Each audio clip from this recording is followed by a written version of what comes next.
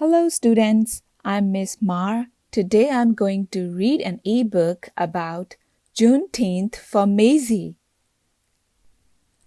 Little Mazie wants the freedom to stay up late, but her father explains what freedom really means in the story of Juneteenth and how her ancestors celebrated their true freedom.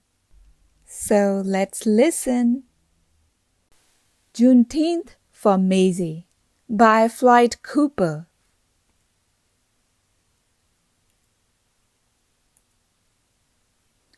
Mazie wants to play outside, but it is too late. It's getting dark, Mazie. It's time to stay inside. Mazie wants a cookie, but it is time for bed. Not now, little one. It's too close to bedtime. Mazie wants to stay up late, but she's too little. Bedtime is the rule, sweet girl. Why so grumpy, Sugar Bear? Asked Dad. I can't go where I want, have what I want, or do what I want, answers Mazie. Well, tomorrow you can have a celebration, says Dad. What are we celebrating? Asks Mazie. We will celebrate the day your great-great-great-grandpa Mose crossed into liberty. The day will be celebrated by us and many more families on a day we call Juneteenth. Dad lifts Mazie into his arms. I bet you're tired of hearing no all the time. Well, great-great-great-grandpa Mose heard no even more. Grandpa Mose worked in fields that stretched all the way to sunset. He and the other slaves would be bone tired, but they had to keep going. Their masters wouldn't let them quit, but as they worked, they thought about freedom. And before they finally went to sleep at night, they prayed about freedom and made plans for change and a better future.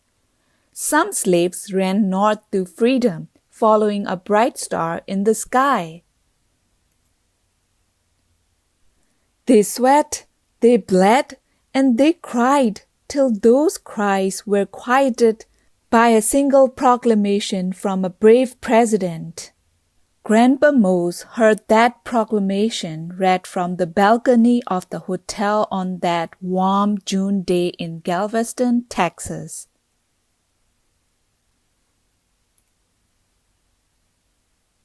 Grandpa Mose heard nothing but cheers, saw nothing but happiness, and felt nothing but pride shared by all those around him.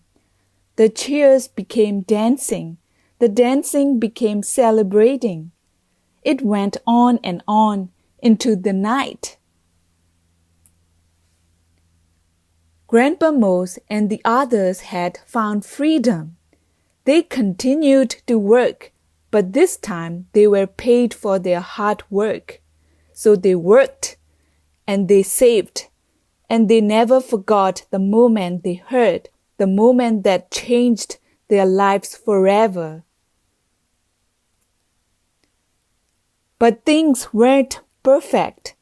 Black people still struggled to stand shoulder to shoulder with white people. They still weren't treated as equals. It wasn't easy, but they never gave up. And every year on Juneteenth, they remembered. They marched for jobs. They lobbied for schools and the right to vote. They shouted for opportunity. And every year on Juneteenth, they celebrated and remembered. They learned and they grew. They forgave.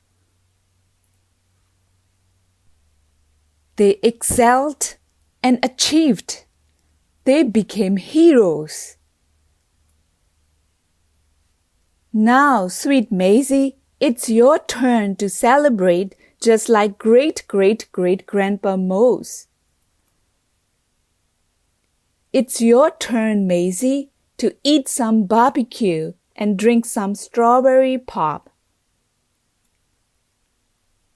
It's your turn to celebrate. And to remember.